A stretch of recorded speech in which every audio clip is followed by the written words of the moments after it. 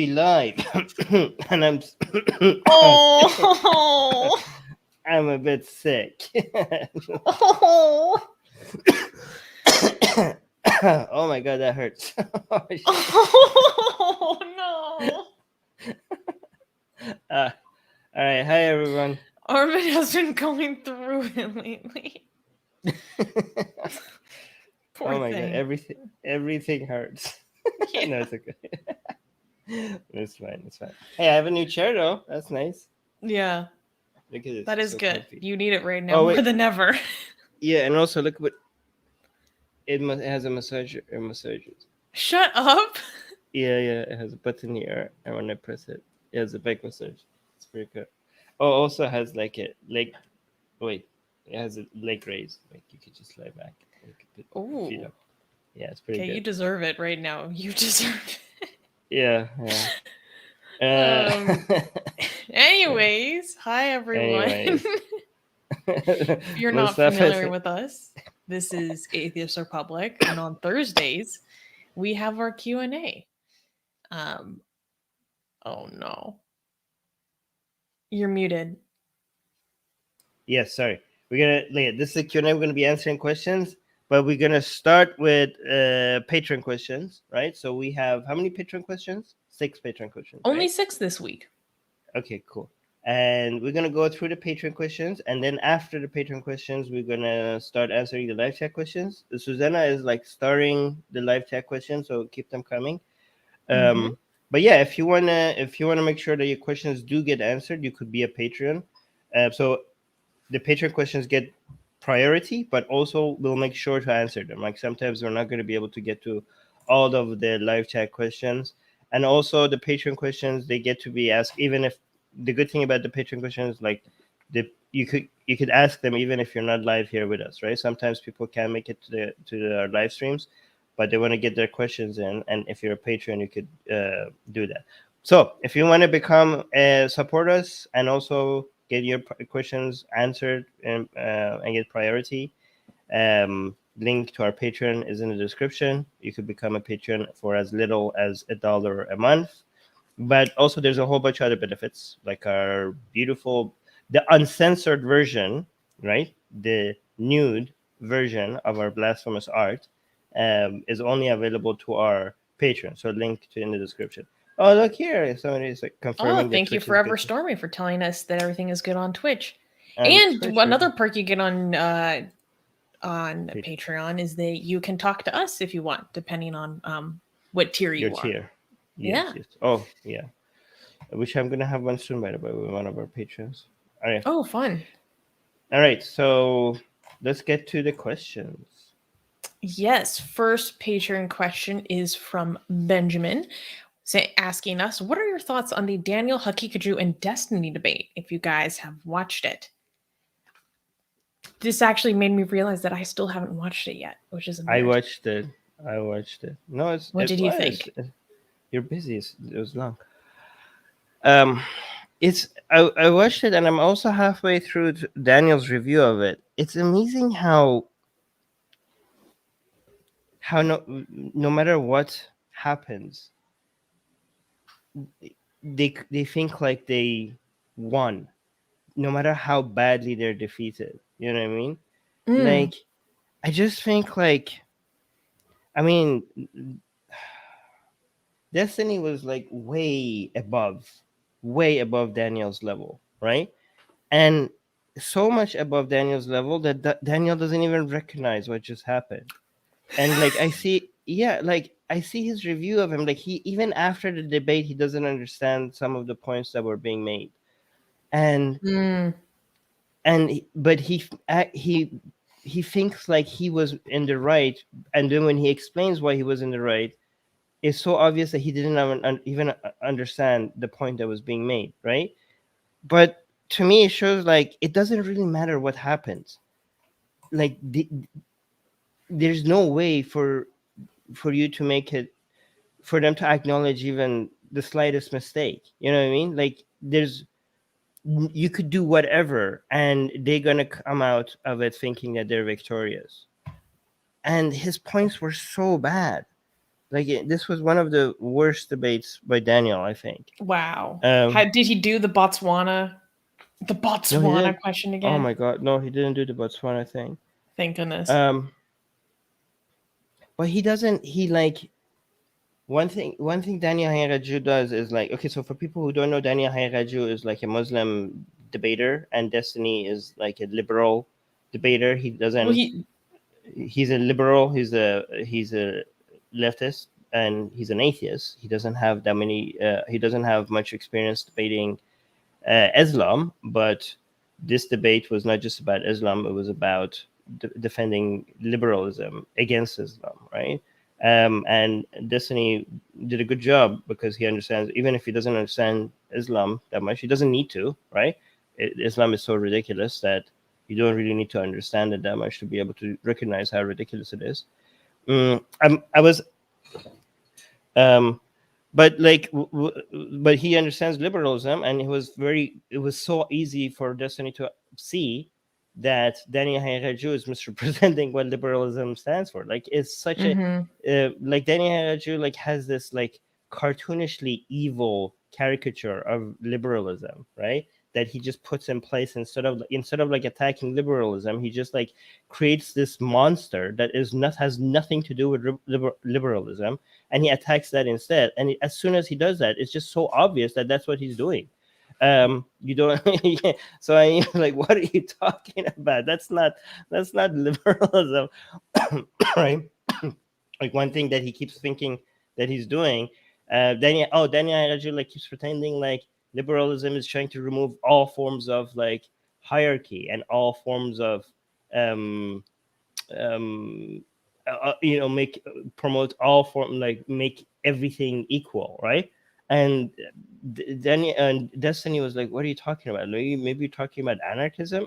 Right? Liberalism doesn't advocate that. But it's funny because that point was made to Daniel, and then in the post debate review of it, he was like, what is Destiny saying? Liberalism doesn't say that. Well, like, dude, that's what you were saying, and Destiny corrected you, Are and you now kidding you're me? acting. Yeah, and now he's acting like Destiny was like suggesting something about liberalism that he, and like, how is he saying this? Isn't Destiny a liberal? How is he misrepresenting liberalism? Dude, you were saying that, he corrected you, you idiot. Like he's like, this is what I'm saying. Like, why even talk to you? Like if you want to act like that, right?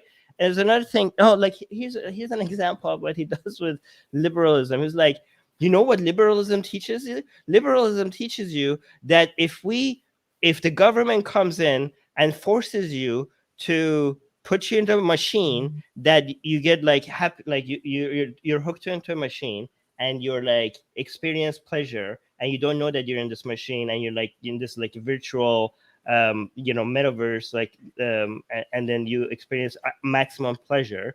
Like if the government, based on the tenets of liberalism, if the government can do that, because liberalism is based on utilitarianism, and utilitarianism is supposed to maximize pleasure, then based on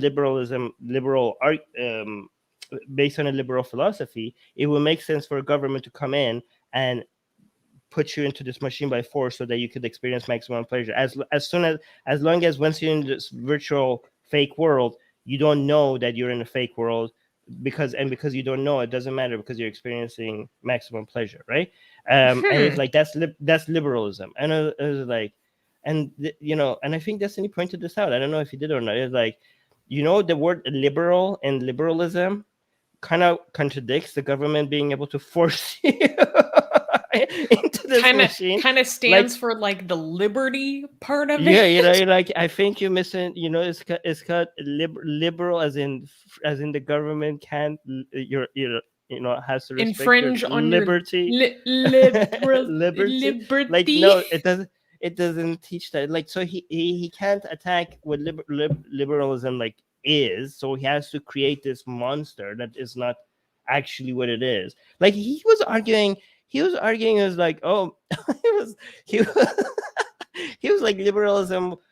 Okay, first of all, liberalism doesn't teach you this. This is like, but technology will get us there. He was like, oh, liberalism will get us to a place where a woman don't have to be pregnant, and you could have like um, children outside of the womb. And I was like, based. Like that's I mean, I like that, but like that's great, that's progress, but that's not liberalism, that's just technology. Right?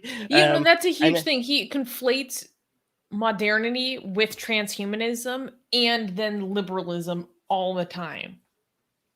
right. Yeah, but like, yeah, but I mean, first of all, you get to do that, and you get to, if you have the technology, you don't have to use it. And he was like, yeah, all this technology is just freeing up women so they don't have to be tied up into a family. And like the invention of the washing machine, so that, like, wait, like he was Is he like against the washing machine now? no, like there was a part like he was like, wait, why are you against the washing machine? Because it's like frees up women to be able to do other things. He was like, I yeah, want because now them they're back in the river on the road. no, he was suggesting that all this technology is freeing up women to be able to pursue their careers, and now they're not limited. They're not dependent on a family, right? He was like liberal, like he was teaching like, oh, the modernity brings you um the police, and now women don't have to rely on their husbands for protection, and now they get to go wherever they want. They get to go to like Paris or London and wherever they want, and they don't have to rely on their husband for their security. I was like, what so Doesn't that sound first kind of nice to, to the husband I was too? like Like you can. I was like, first of all, I don't, Danielle, do you think like you get to protect, like, if there was no police, do you think you would stand a chance against a mob? Like, do you really want to be the only thing between yourself, between between your wife and a mob? Like, I think like you should be a little bit grateful for having a police. Second of all, I'm pretty sure under your version of an Islamic state, there will be the protection of your wife will not be dependent on just you. Right? Like, I think there would be other people involved, even under an Islamic state, right? Like, what are you talking? Like, Islamic state that you're advocating for also has like I don't know what are you talking about. You're against police because it makes women too free. It was so unbelievably stupid. And one thing I'm upset about is that Destiny asked him is like, if in Islam, by what age do you get to marry, you know what by what age do you get to marry a woman? Like, what age do the woman has to be like? And Daniel kind of, it shows like even Daniel, who's like supposed to be this person that is so upfront about being unapologetic about what Islam represents. He brags he about it like all the he time, knows. especially when it comes to Yes, LGBT stuff. but this part of Islam, he knows how bad that is, right? Because you know what he said, right? So Destiny specifically asked about age of marriage for a woman, right? And a lot of people think, what is the age of marriage in Islam? Tell me in the live chat. Because a lot of people think like it's 9, but that's the age. That's not the age of marriage. That's the age of consummation. Okay, Muhammad I married know, Aisha. I know. Muhammad married Aisha by age 6, right? Um, anyway, so but Daniel didn't say that. Okay, Daniel is like, yes, people are saying 6. Oh wow, good job, 6. People know. Okay, so somebody's saying there is no age. I mean, technically, Muhammad is a role model. So, anyways, but Daniel said like puberty. Yeah, he didn't answer the question. Like, you can consummate. I think he said you can consummate the marriage by puberty. Like, so he didn't want to give the number, and he was just hoping that like people's like I think, okay, maybe I shouldn't actually, because I can't read mine, so I shouldn't say that. Like, he didn't give you a number. He just like, I think there's an understanding of other people when they think puberty, they don't think 9. Okay, and he talked about, I think he mentioned the age of that consummation of marriage is allowed, and he didn't even mention the age. He just said puberty. Okay, and Destiny didn't press. I wish Destiny did press on him, because it's very on a platform of Destinies that big. I wish it went on record for Daniel to say that you could consummate the marriage by 9. Okay, like, I wish Destiny pressed on that, and he didn't, because it's so that was a missed opportunity, because I wanted more people to see what Islam represents. However, one, so that didn't get out. I mean, if he was pressed on it, he would have probably give you the number, right?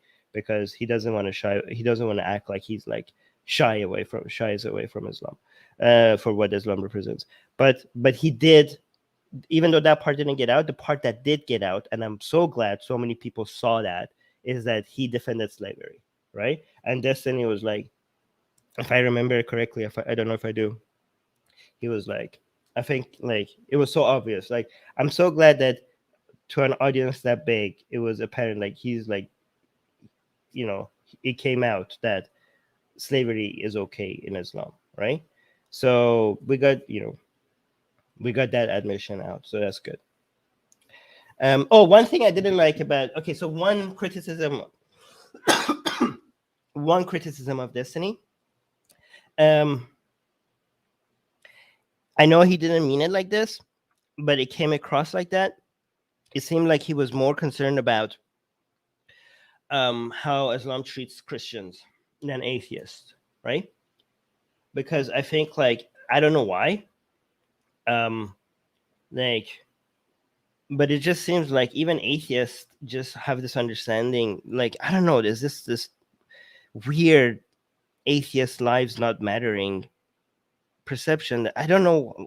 There was a part where, like, there was talking about how Islam treats atheists, and then like Destiny just shifted it to focusing on Christians.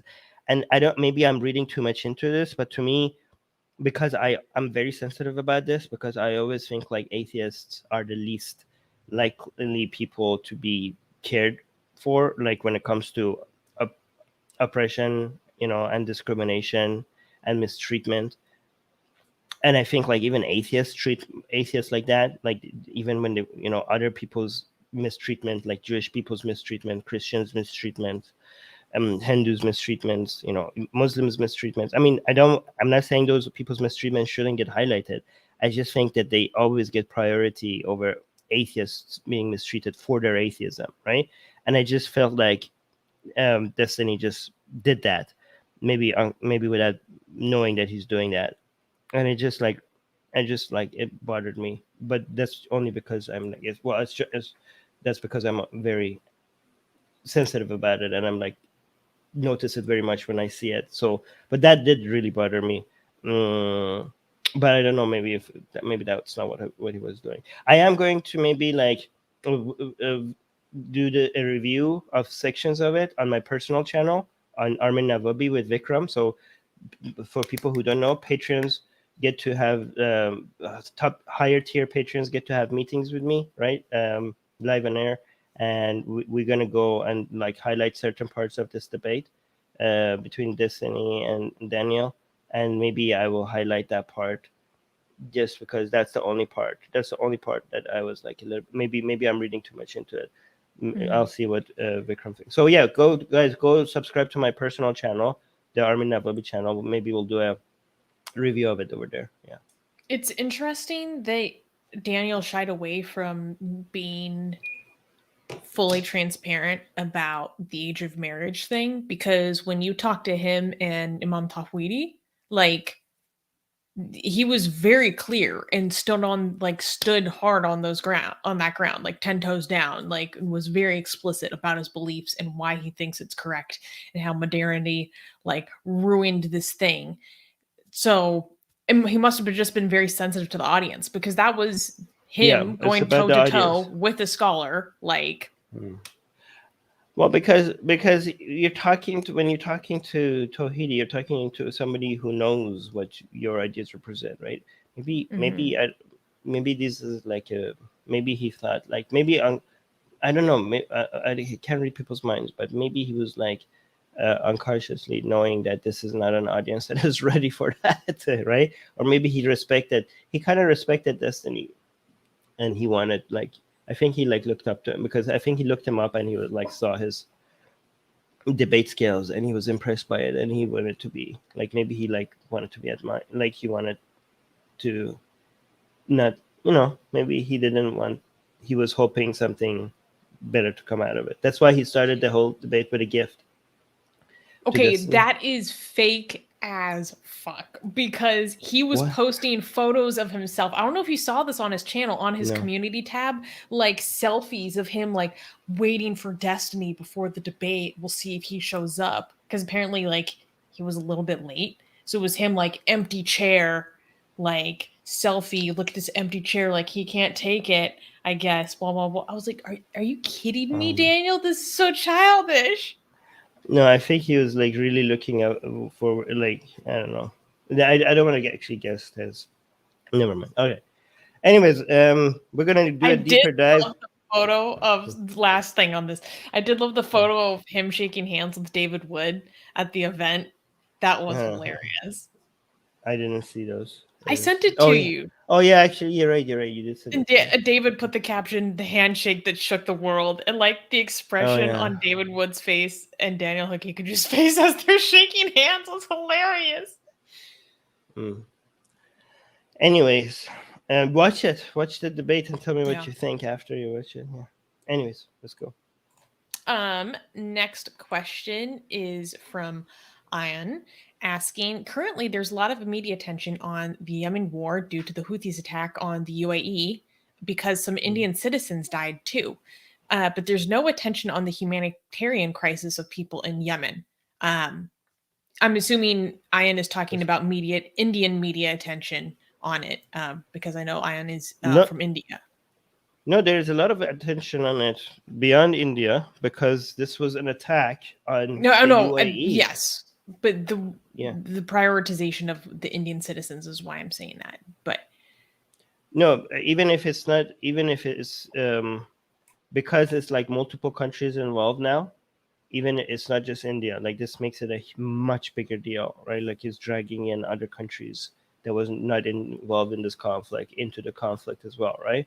So it will make it like internationally a much bigger deal now, right? Because of what happened. What's the question? It's more of a comment about, the people are talking about the UAE and the situation, but they're not actually talking about the UAE's involvement in Yemen or actually the human cost of what's happening in Yemen. I mean, this is what we expect, though. Mm-hmm. What do you think? Go on. What do you think about what I've read? Analysts are saying that this would not have been possible without capabilities gifted to them by Iran. I mean, of course, a couple of things. First of all, the fact that the humanitarian part is not getting covered, of course, we know that, we expect that. It's like, okay, so second of all, there is no weapon manufacturing, industry within Yemen, okay? There's no facilities that could produce these missiles. Like people are like, oh, these are coming from Iran. And I'm like, you think? like obviously, right? So this is not even a question anymore. Okay. Thirdly, there's two prevailing theories right now about these attacks. One is whether or not. Okay, so people don't understand how proxies work, right? People think if you're a proxy of another bigger power, that means that everything you do is completely ordered from the top, and you're just following what the commands are coming from the top, and you're just doing it directly, right? That's not how it works, right? There's different degrees of loyalty and accepting commands. So, and it could change, right? So how much a power has control over its proxy is not a black and white thing, and it also can change, right? And also sometimes the commands are not very direct. Like there's, they are a suggestion is thrown in the ether somewhere, and then what proxy just catches that, it's like a, and how they interpret it and how they go about executing such a suggestion is like anyone's guess, right? But when it comes to the Houthis and this attack, right? So whether or not this was a command from Tehran or not, depends on. Okay, so there's two theories, right? So we have the nuclear talks right now happening in Vienna, right? And some people are suggesting that this might have been not a command from Tehran. This might be a fear that the Houthis have, that they're being given up. Their support for them they're going to be thrown under the bus as part of the negotiation in Vienna. Like they're thinking like maybe if the deals go through, and as part of like the things that Iran, the Islamic Republic of Iran has to give is less support for different groups, including Houthis, right? And some people are saying maybe Houthis were doing this not because they were commanded by the Islamic Republic of Iran, but because they wanted to show that they can still bite, especially given that the UAEs were like defeating them so badly in recent fights, right? And they just wanted to show like, you know what, even like we're gonna, like, you can't just, there are going to be consequences to you, like we can, you know, you can't just ignore us, like, you know, we could mess you up, right? That's one theory, and that the people who support that theory are saying like, if you look at the UAE, they're not like coming aggressively against Iran, right? So why wouldn't they? Like they might be suggesting like maybe the UAE people, they have this understanding, because the UAE people have recently tried to become closer to Iran, right? So and Iran has been showing to be willing to have some negotiations, you know, with even Saudi Arabia recently.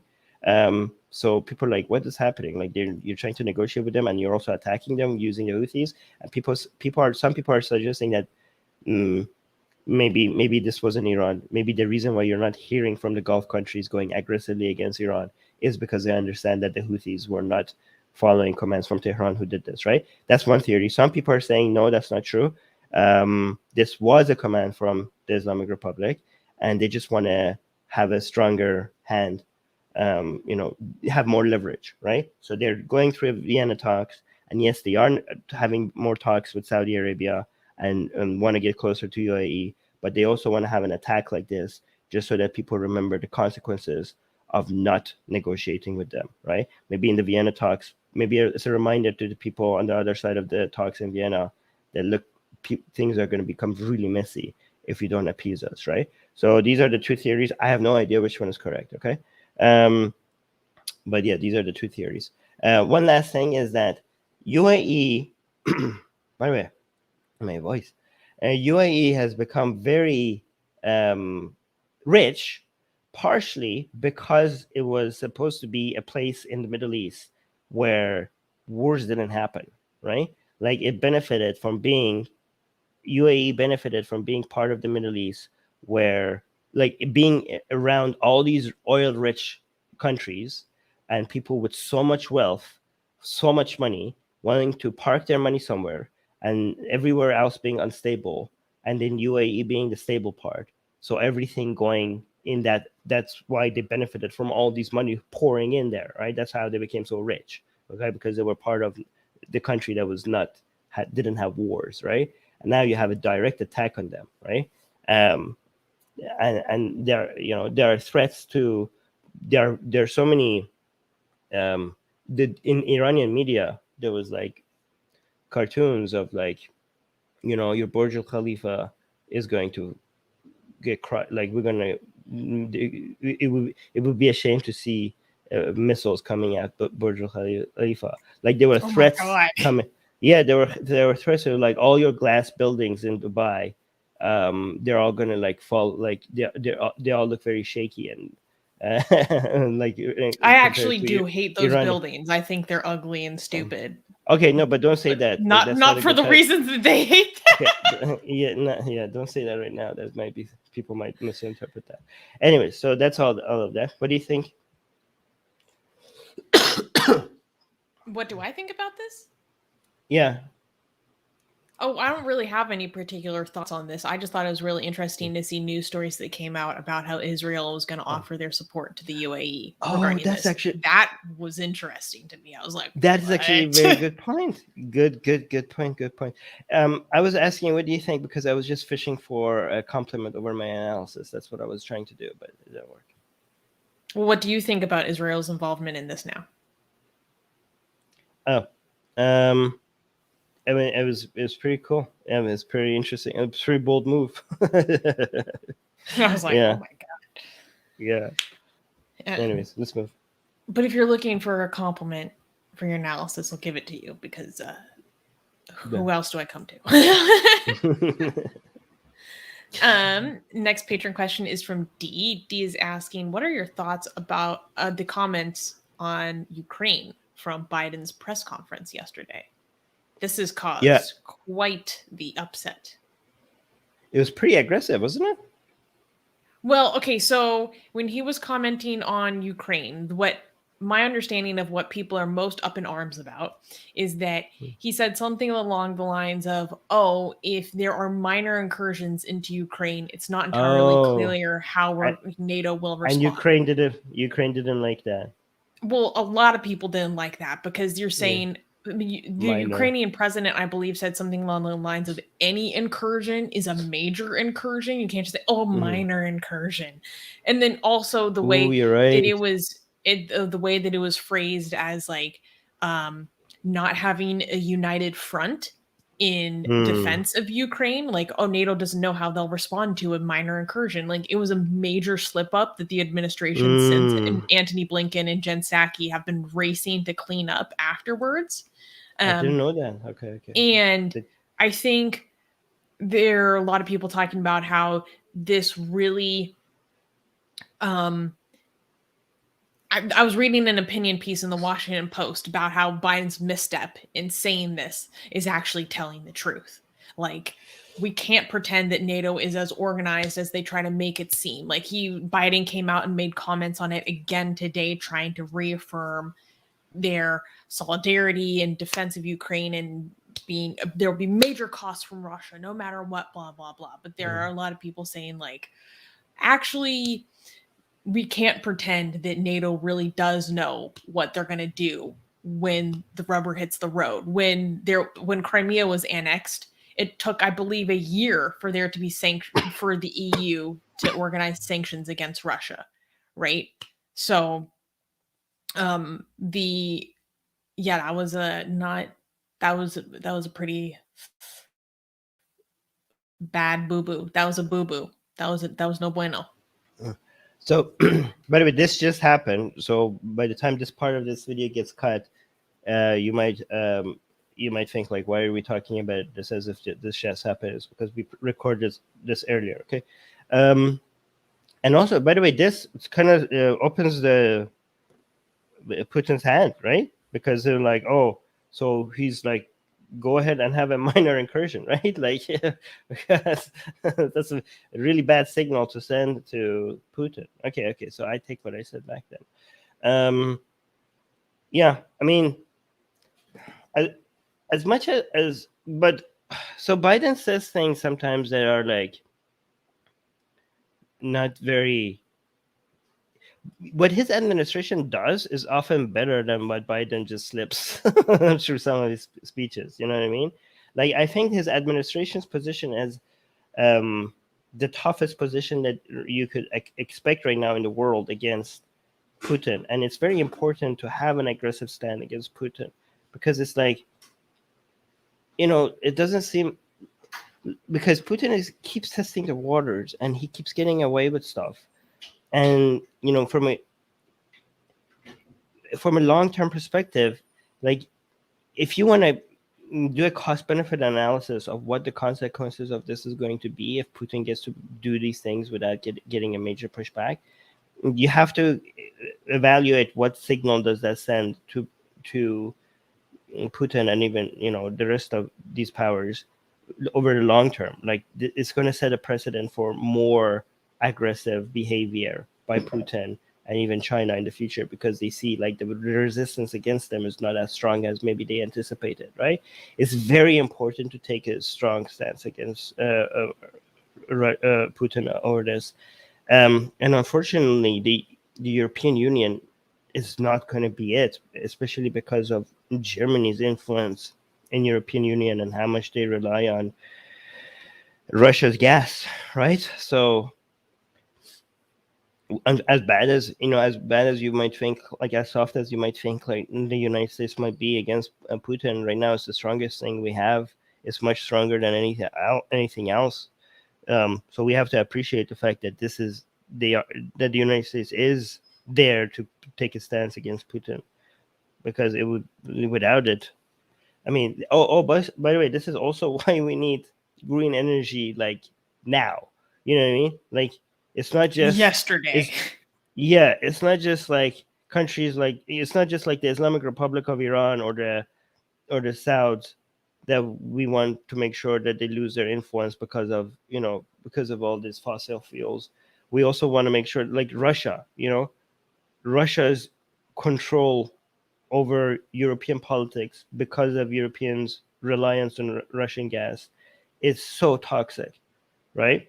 So as much as, I know the environmental issues are more important, right? Because we want to be able to continue living on this planet. But beyond that, just like from a geopolitical perspective, we need green energy so badly. God damn it! Like, we need it so badly so that these people cannot, the Russia, Iran, and Saudi Arabia can't manipulate the rest of the world like that. Yeah. Anyways. Next question is from Ian, and Ian asking, why do you post thirst trap thumbnails, Armin? This surprised me. I don't actually think you do post thirst traps in the thumbnails. But that's kind of a compliment to say. Do you know what thirst trap is? Yeah. But to you. You're in the thumbnail. The question is directed to you. Yeah, but you're in most of the thumbnails. Are you talking about? Okay. Well, thank you. Okay, I don't. Well, maybe I don't know how to answer. How do I answer that? I don't know. I don't think they are thirst traps. Thirst trap would be like shirtless, flexing, covered in baby oil. Like, ooh. Now we know what Susanna likes.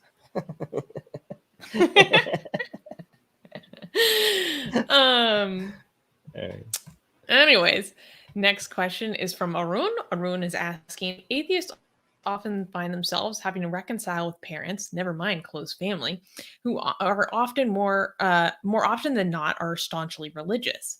What advice do you have for the especially young agnostics or atheists who go through this ordeal? Well, this is kind of a tough question because I would answer this many different ways depending on the age of the person or if they're financially dependent on their family or dependent on their family for shelter. And so if that's the dynamic that's going on where you still depend on your family to meet some of your basic needs, and this tension and conflict surrounding the rejection of religion is a threat to you being able to continue to have your basic needs met, I would totally put bringing that conflict to the surface and on the back burner as much as possible until you don't have to depend on other people to get yourself taken care of on a daily basis. But let's assume that that's not the dynamic and we can like put that aside and you can move forward independently and that won't be a threat to your livelihood. So in that scenario, then it also depends on what kind of dynamic you have with your family or want to have with your family. Like in my family, I have some family members where I can have more of an open argument about this thing and we enjoy it. With other family members, they will continue to bring up religious stuff around me. And I can tell that it's very important to them, even though they know I'm an atheist and I don't believe. But I don't have a strong reaction to it because I know for them it's coming from a genuine place of goodwill. Like they believe that this is what's best for me. And so they're just kind of like trying to broach that subject because they love me and they think that that's part of loving me, right? So I don't think it would be productive when someone's trying to do something in really a good faith way to throw it back in their face in anger, right? So I kind of just like take it as it is and then kind of move on. When I do feel like it is more forceful, that's when I do tend to like put up barriers because I don't react well to that kind of thing. I think, yeah, it depends a lot on if you have a relationship where you can be more open and can have more open conversations, non-judgmentally, hopefully with as less emotional activation as possible, versus kind of just getting along to get along. What do you think, Armin? I think that was perfect. I don't need to add anything. That was Oh. fantastic. I think you could just, yeah, that was so good. And last patron question is from Music Guy, and this is for Armin. Saying, what are your thoughts on Ibrahim Raisi visiting Moscow and meeting with Putin? Wait, I should have a. So this was like heavily made a lot of noise in. Was it the photo of him giving dua in the Kremlin's palace? Oh, that's that's also, but not. I should have prepared this earlier. Hold on, let me actually bring it up. Yeah, but this made a huge noise in Iran because he was not received very well inside Russia. Like, so for people who don't know, Ibrahim Raisi is Iran's president, and he just went to Russia to meet with Putin, and Putin didn't show up at the airport to greet him, right? And people were extremely in Iran. People in Iran were like, the anti-regime people were very happy about this because he was like, they felt like he was being humiliated, right? Anyways, let me actually show you some footage. So that's a big ass table. Actually, I will talk to you about the table soon. Okay, that table became a huge topic. Okay, but so for example, you can see that hold on. You can see that he showed up at the airport and Putin was not there, and there was not that big of a reception, right? And so and people are commenting about that the Iran's national anthem he didn't hear it being played, but I don't think that's fair because maybe it wasn't part of the video. So they basically, a lot of people, even I think not even the foreign minister showed. So the people that showed up to greet him were not high level enough. So a lot of people were commenting on that, right? But another thing, let me show you. So people were comparing. Oh, here's the picture, right? So people were comparing how Putin receives other people compared to how he received Raisi, right? So they're comparing that. I don't know if this is fair. I'm not saying that this means anything, okay? Like, I'm not reading too much into this. I'm just saying in Iran, a lot of people are highlighting how big of a deal this was. They're like, oh, this is how he talked to Ben Salman, Erdogan, Assad, but this is how he accepted Raisi. And people said, like, this is not because of social distancing, because all of this happened, all these other ones also happened during the damn. The one acceptable excuse doesn't even work. Like, okay, somebody in the live chat is saying no one cares. Well, you're an idiot, because people are talking, like, I'm not saying you should care or you shouldn't care, but people are micro-analyzing every second of this, right? People were even analyzing Putin's, like, tapping his feet while he was talking to Raisi. Like, everybody is like, oh my god, everyone becomes a body language expert. Yeah. But okay, but here's the interesting part. Okay, so let me see. Yeah, so this was very important for Raisi to do, okay? Because he prayed and he wanted to make sure, like, they wanted to make sure, like, oh my god, look at it. He take off his shoes. Oh my god, this is incredible. Oh my god, this is so embarrassing. So he took off his shoes and he's praying, okay?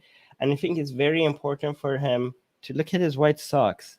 Maybe wear some black socks, but so it matches your outfit. You look so oh my god, so you're coming after his socks. yeah, but this is so pathetic. This is like the president of a country, right? Actually, talking about that, look at this TV. This is a small ass TV for, like, Putin is supposed to be. Anyways, never mind. You're so petty. All right, so here's the thing. So it's very important for him to have had this recorded, okay? Because there's also a similar narrative about when Qasem Soleimani came to Kremlin, and there's this very very celebrated story of Qasem Soleimani praying inside Kremlin, right? Because this is like it's a hero's story about the narrative is that he told, when he was in Iran, he told people showed the power of Islam, right? Because this was supposed to be the leading atheistic state in the world, like the anti-religion communist state, like this a superpower, right? And Soleimani was, when he was praying inside Kremlin, he was saying, God, look how great you are. This used to be, this was man's, this was this used to be a superpower, right? This used to be, this is the power of men. Like, this is how far men could get, but you humiliate them, but you show who's the real authority. Because right now I'm praying to you at the center of a place where it used to be against your religion. So your religion, Allah's religion, is always dominant, always comes ahead, no matter what, no matter how these arrogant, pathetic humans think how powerful they are. At the end of the day, Islam wins. And him praying inside Kremlin was supposed to be a symbol of showing how powerful Islam is, because no power is too high for Allah to eventually overcome, right? And basically that was a very clever way of framing it, because to other people this is like nothing. Like, this is Soleimani just praying in Kremlin. Like, okay, I guess do your prayer, right? But he managed to reframe that to see like his praying at, like, he will be, if you frame it like that, God was using Qasem Soleimani to show his authority over man's power, right? So something that seems very small and insignificant to us all of a sudden becomes a symbol of Allah's power, right? So given how popular that narrative was amongst the supporters of the Islamic Republic of Iran, how symbolic that was, right? I think Reis wanted to make sure that he's also recorded praying over there, right? To be like, oh, look at this, he's praying there too, just like Qasem Soleimani, right? Yeah, but so that was that. Okay, so the last part of what I wanted to show, okay, about this is a lot of anti-regime people compare this to, so you saw this first part, right? Let me actually share the audio. Let me know if you have audio, okay? So people are comparing this. ارباب رعیتی و به قول عادی بیوسی است. قراردادی که بسیار دادن به آن و هر دو گروه برای ثابت کردن اینکه نظر و در people were comparing this to when people who are the supporters of the Shah were the previous. For people who don't know, the Shah was the Pahlavi dynasty was the dynasty that was taken over, was collapsed because of the 1979 Islamic Revolution of Iran. So a lot of people who are against this current regime are supporters of the previous regime, which was the Shah of Iran, right? So people who wanted to show how pathetic Raisi is compare that to when the Shah visited the Soviet Union and how he was received, right? And they're like, look at this. Let's look at it. Oh, actually, they put it side by side here. مخالفان پادشاهی خواه حکومت این استقبال سرد را با زمانی مقایسه. This is the comparison. Okay, it's just music. I'm just gonna. Should I keep the music? Maybe I should cut the music. Yeah, just in case. Just in case we're gonna get a copyright strike. I have to say, people who like totally worship the Shah is like really cringe, though. I know. Yeah, it is cringe. I mean, he did a lot of good things and some bad things, but people worship him like a god, and that's kind of cringe. But like they're like, is that who's that? Is that Gorbachev? Anyways, oh, that's nice. So, so that's a lot of people. Every time they see his picture, the picture of Shah, their hearts melt. They start crying, right? They're like, oh my god. Yeah, like look how great he is. Actually, hold on. So they're like, Anyways, the music, I'm not playing the music. The music makes it seem a lot more interesting than what I'm showing. But I don't know if the music is copyright free or not, so I'm afraid of showing it. But they like, More oh, look at pomp the and glory. circumstance. Yeah, they're like, they look at the glory of the Pahlavi dynasty, and how much no, they're like, look how, basically the message is like, look how much Iran was respected. Internationally, Iran used to be respected compared to this, like, right? They're like, we're like, people are like, we're Iran is nothing now. Iran is like pathetically weak. We're not on the international stage. Iran now is now a joke. But when Shah was in power, we were treated with respect because people took us seriously. People took Iran. A lot of people keep referring to Iran's passport. They're like, Iran's passport used to be a passport that was like so valuable across the world, right? But now it's like, it's like worthless now, right? So they keep like saying like, we used to be this, now we're this, and it's a favorite thing of the pro monarchy people to keep comparing. Oh, hey, Hara Sultan is here. Yeah, what is it saying? They do the same with Pakistan when Pakistani President Ayub was given this kind of protocol by JFK. Oh, like, very look at how interesting. great Used to be. Interesting. That's very interesting. Okay. Hara Sultan was also on his other channel asking what's wrong with Armin's voice. He's I'm sick. Yeah. Poor thing. They was kings, Armin. They was kings. So that was the end of our patron questions. We have a lot of live chat questions lined up, but if you are in the live chat and you have a question, feel free to ask it. And as just kind of a, I don't know, fun fact, previously last week, I talked about how I was feeling kind of low about all the really graphic abuse I've been receiving from like Hindutva militant crazies. And I actually got a really nice apology from the Hindutva infiltration guy on our Patreon. Really? Yeah, it was really sweet. Oh. He was like very reflective, and yeah, we had like a kind of a good little exchange. It was like, I thought it was very nice. Really? That's Yeah. nice. Okay. So I just wanted to share that with people because I like that kind of thing. That's nice. Okay. As much as we might be against your views, at the end of the day, if we treat each other, everyone, like, humans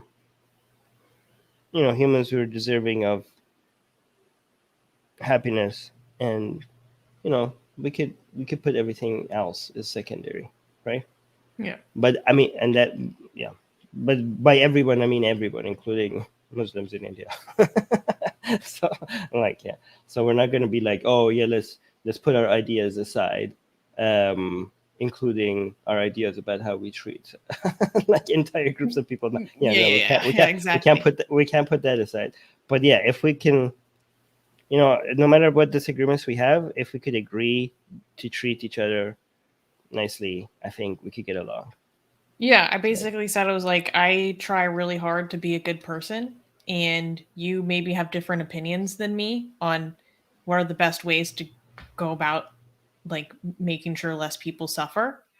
And like, we just disagree. And as long as you're not dehumanizing people here, like, I will treat you like you're probably a good person too.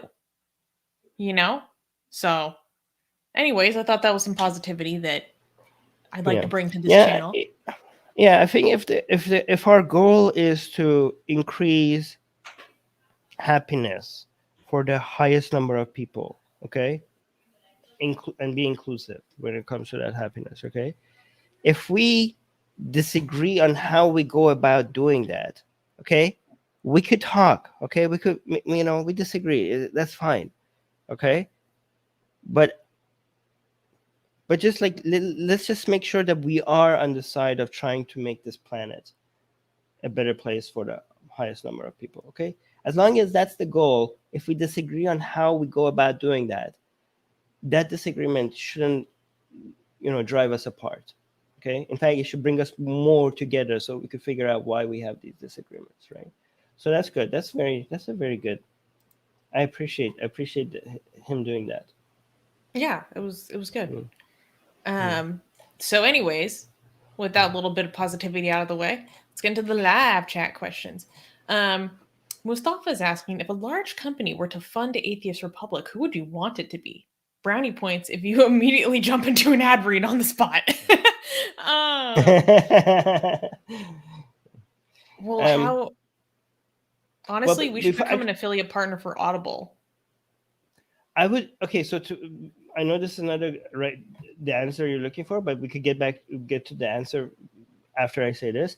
I would actually rather it just be like a large number of small patrons, right, than a big donor. By the way, shout out to our patrons, and if you want to be a patron, you could support us. Here's the ad read. You could become a patron for as little as $1 a month. Link in the description. But I think there's a lot of value in having a lot of small supporters, because you build a community of people who believe in you rather than having like a big donor, right? And that's scary, because that can be ripped away from you versus have a community of a lot of people supporting you with a little bit. That adds up to a lot, and it's more stable. So that's the model that we go for. It's stable, it's predictable, you could rely on it, you can make plans on it, because if you have you have a big donor that all of a sudden pulls the rug, and then, you are like making plans on what to spend on based on that donor being there, and all of a sudden a lot of your plans that you spent energy and money and everything on now is now in limbo because that donor is not there anymore, right?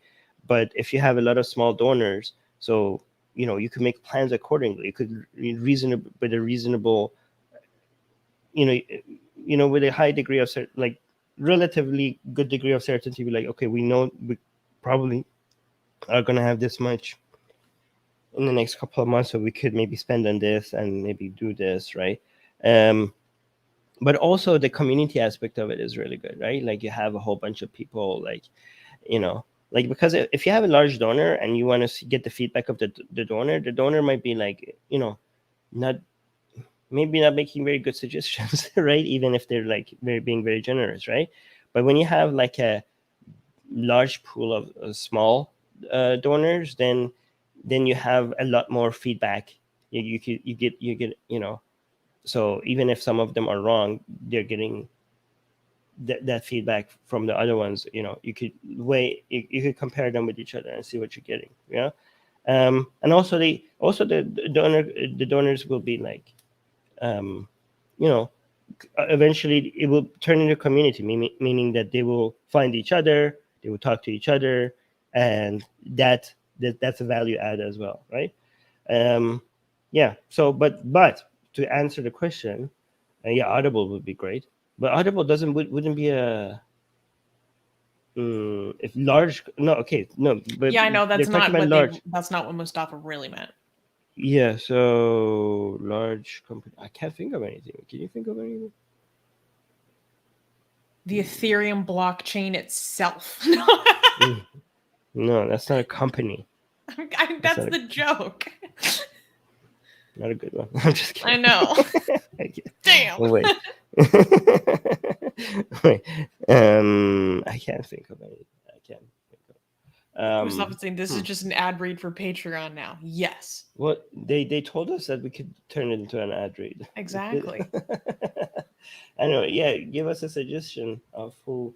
I mean, if it's an organization that I don't know. Yeah, I have no idea. Oh, I know. Aramco. Okay. Yeah. Because it would because I was why I was thinking, actually I was being a little bit too philosophical about this, right? Because I was thinking about organizations that I maybe like, but then I want them to keep their money because I want them to grow. Right? So I was thinking maybe I should want money from an organization that I don't like because I want them to have less money.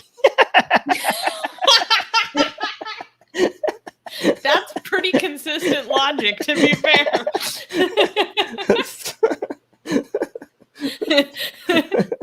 I hate you. I'll take your money because I don't want you to have it. Exactly.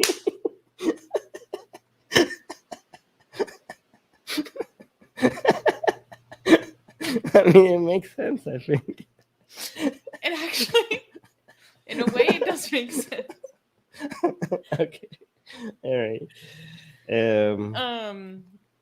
Oh my God. So, Dolly is reminding everyone to subscribe. Please hit the like button. It's free. And Imran is saying, I'm graduating soon. Please make dua so that I can find a job and join your Patreon. Well, if you can't join, well, we will give dua so that you can find a job. But if you can't afford our Patreon, you can always just like, you can always share, you can always subscribe. That's free, and that does help us a lot. Comment, all that kind of thing. But we do make dua. We make dua to Iblis. Yeah, so that you could, yeah. By the way, for people who don't know, dua is just like praying in Islam. But make sure you don't become a patron unless you're very comfortable with your financial situation, okay? But yeah, so and congratulations on graduating. So that. Oh yes, true. You're in the final stretch. And also, Dolly keeps saying to subscribe to our channel, which reminds us, go subscribe to the Atheist Republic Arabic channel as well, right? So we should have a link to all our channels in the description of our videos. But right now, yeah, I mean, it's very easy to find it on the main channel anyways. You just go to the channels tab and it's all there. Yeah, if you go to the homepage of our YouTube channel, you can see the link to our Arabic channel, so which Dolly is now managing. So go subscribe to our Arabic channel. But I think we should have a link to it eventually at the bottom of our videos as well, so we could. It'd be easier to promote it. Yeah. I'm still laughing over your Aramco joke.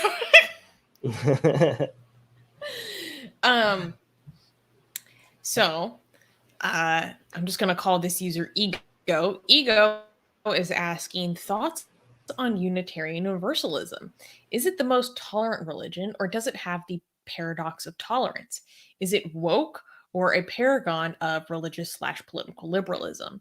Do you know that much about Unitarian Universalism, Armin? It's just a wishy-washy, anything goes religion. It's it's very harmful actually. It's just like one of those things that tries to give the impression that there's a hope for religion, and that the whole idea of there's a hope for religion is a very dangerous. Like even to people who are maybe against Abrahamics, like they're trying, like this gives them the impression that maybe just some religions are bad. You shouldn't just give up on religion as a whole because hey, look at this religion. That's a very dangerous suggestion, right? Because we are against religions not just because of their conclusions.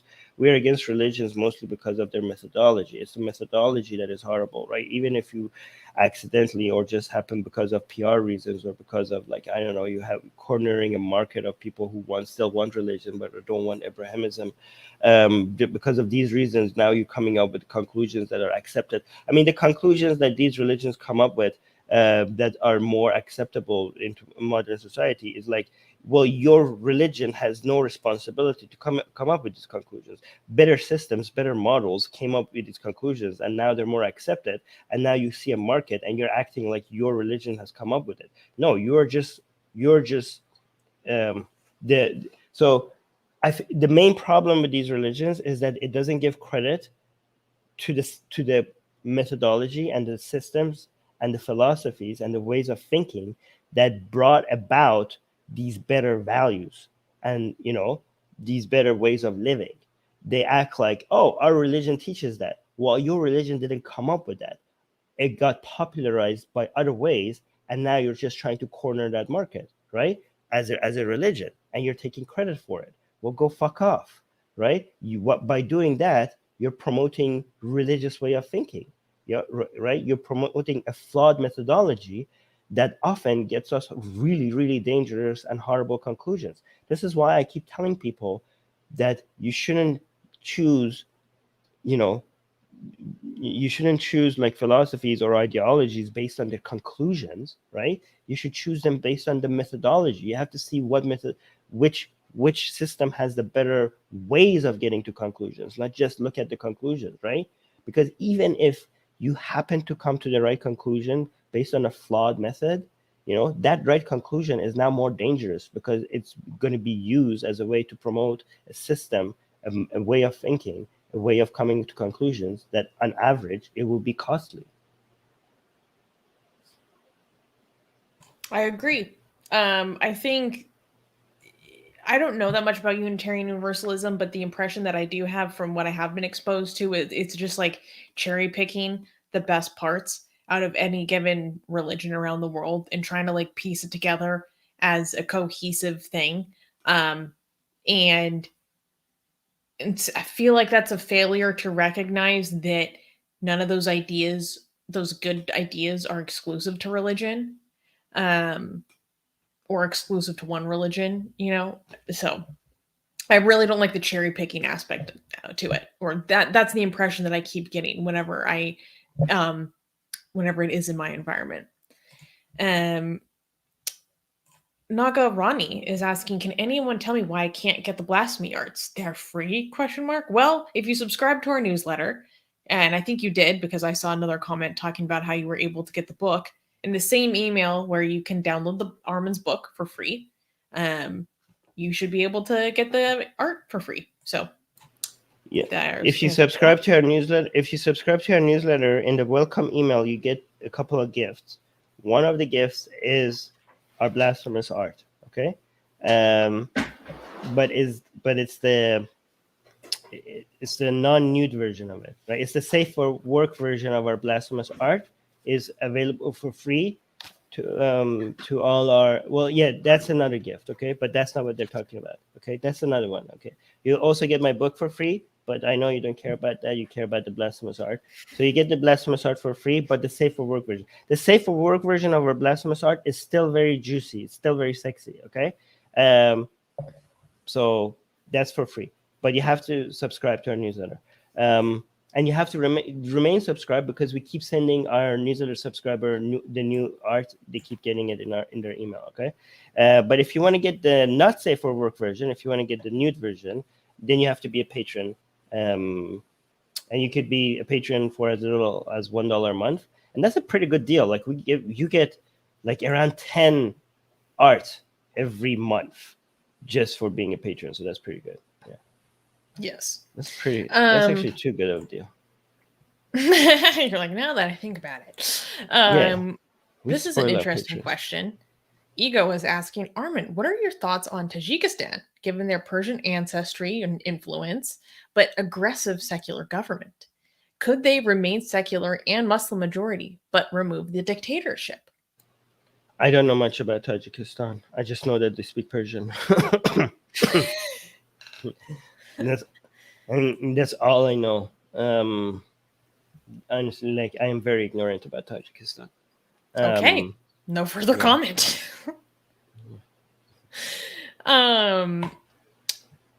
Okay, this is right up your alley as well. Nicholas is asking, what are your thoughts on the statement that veganism is better for humanity in the domains of pandemic prevention and the environment and prevention of obesity and cardiac disease? You'd have to be so paranoid. I was like, can I even say the word pandemic? YouTube pandemic. YouTube. Pandemic. It's so bad. Wait. Well, I don't know about that. So I think I might have it. The prevention part, I have no idea where you're getting that from.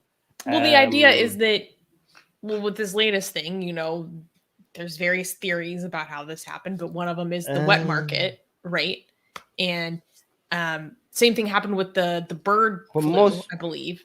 It was improper poultry and meat handling.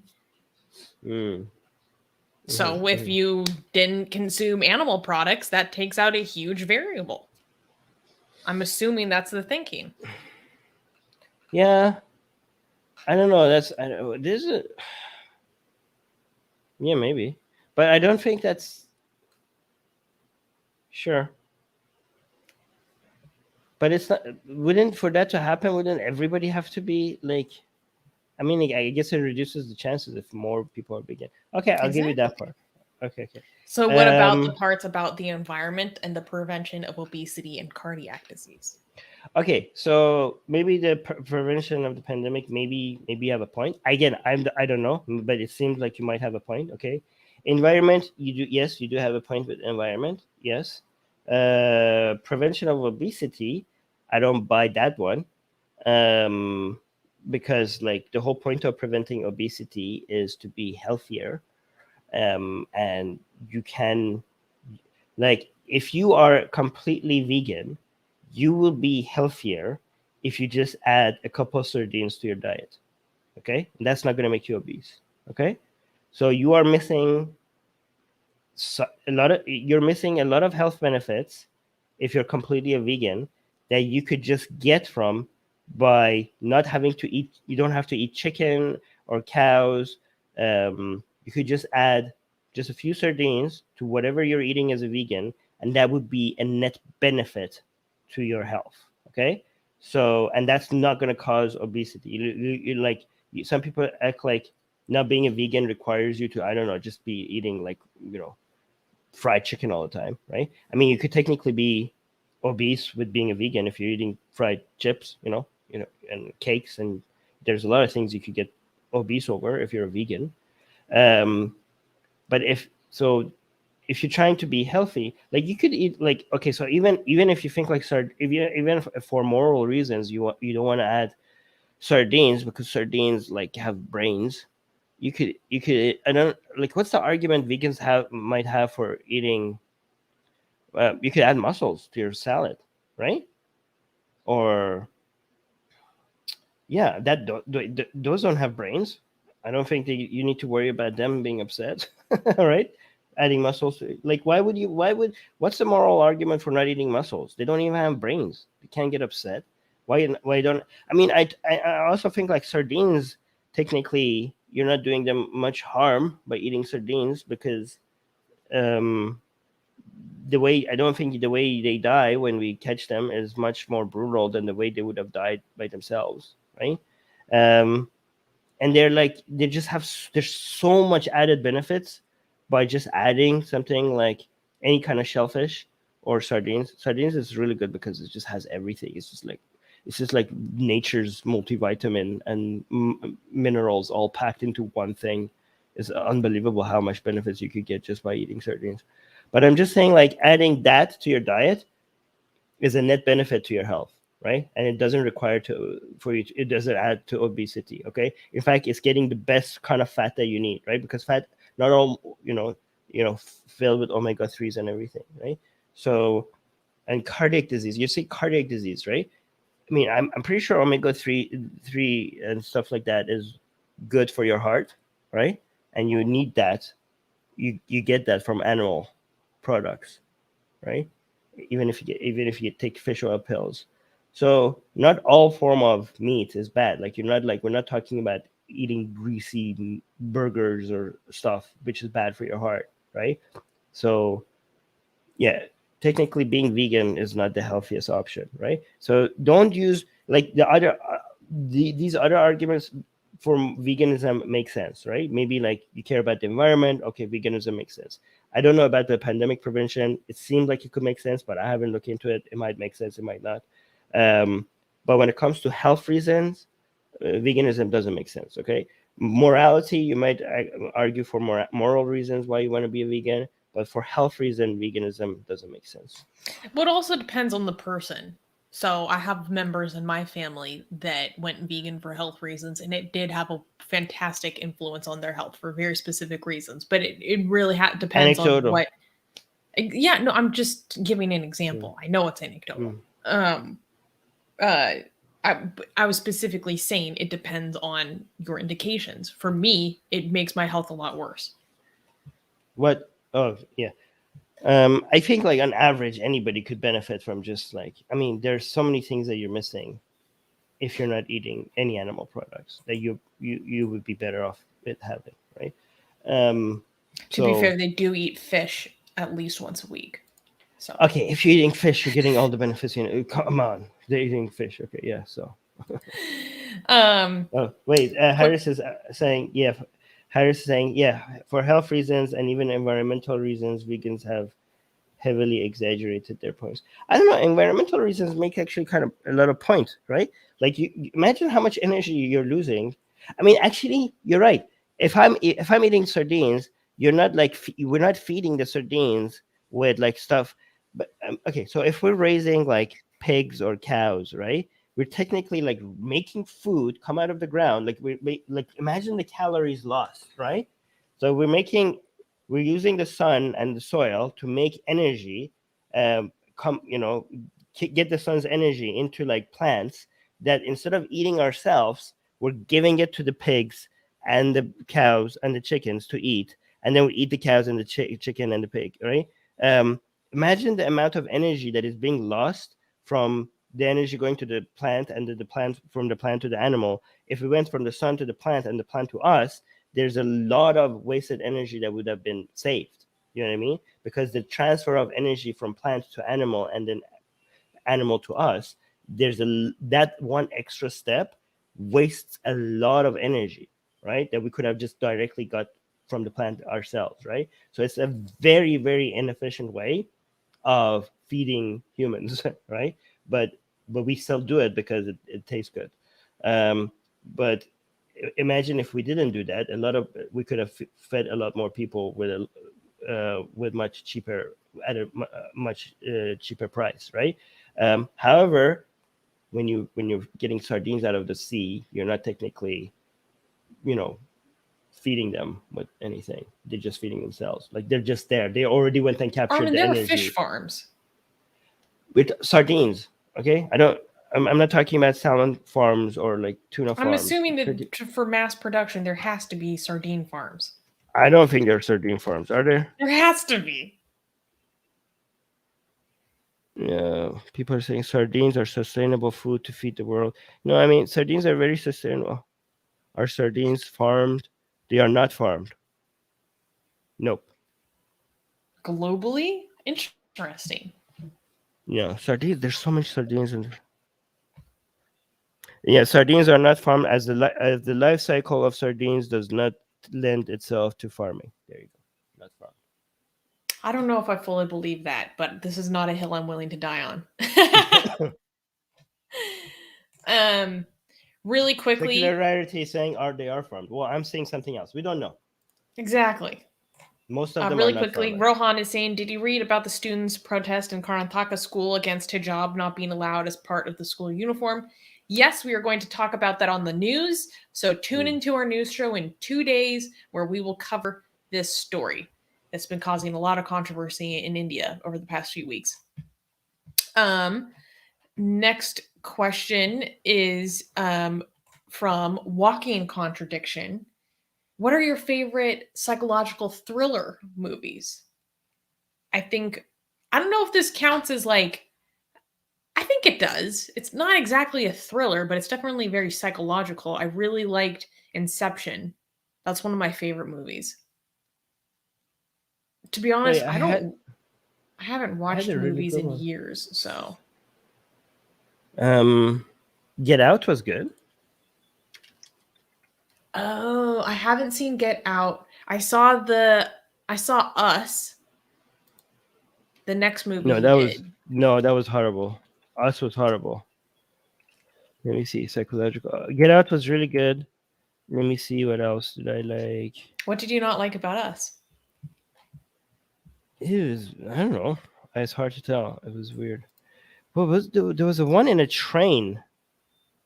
There was one that they were stuck in. Oh, Mother was really good. Mother is one that people won't like, but I was watching the movie. Like Mother didn't get really famous, but I was watching it, and then halfway through it, I was like, "Wait a minute, is this about the Bible?" And then it finishes like, "That was about the Bible, wasn't it? The whole movie was about the Bible." And it was amazing. It was a psychological thriller movie about the Bible. Can Ex Machina be considered psychological thriller? Because if it is, then okay, then that one. Ex Machina, definitely Ex Machina. Oh my god, yes, Ex Machina. What I else? just realized I haven't seen like any of these movies. I really don't watch a lot of movies. Shutter Island was good. But yeah, What? Ex Machina would be number one. Oscar Isaac is in that one, right? I think so. I don't know. I love that don't know guy. celebrity names. I just He watched was the the guy movie. who was the dad in Dune. Oh. Okay, yeah, that guy's good. Arrival was good. We watched The Green Knight together recently. That's kind of a thriller. It's very slow paced. It was very slow paced, but it was beautiful. The scenery was beautiful. Like I watched The Green Knight was wonderful. I have Dev Patel in that movie. I was like, just take me. Oh my god. The Green Knight, you just like. I think we should just use the Green Knight just to pause every scene and just like print it and just hang it somewhere on our wall. Like every two frames is like something that you could hang on your wall. But yeah, no, but Ex Machina would be number one. Okay. I think this is hilarious because we had a Muslim who is badgering us about why Islam is wrong and telling us, oh, why can't you leave Islam alone? Saying that we don't criticize any other religion, and then hilariously elsewhere in our live chat we have Hindu nationalists saying you're an Islamist, secret ISIS agent for converting Hindu. True, you figured it out. Yeah, but I mean, it really be can like you that. please like? Yeah, but here's the thing.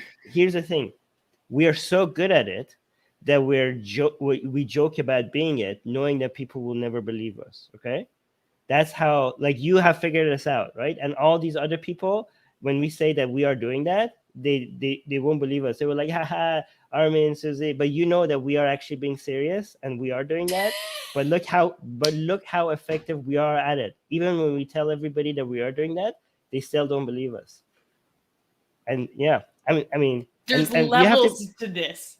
Yeah, and you have to you be scared. Like, look how effective we are being. Like we have fooled everyone. So, and we're coming for your Hinduism, and we will be successful. So, I mean, good luck to you.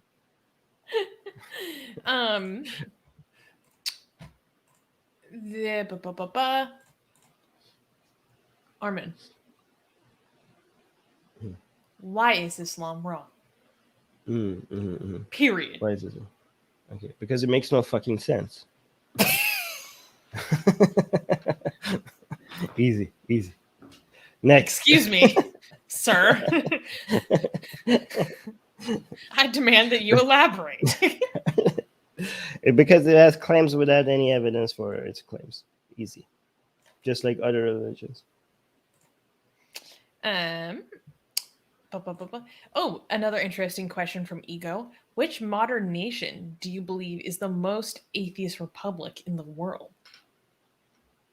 What?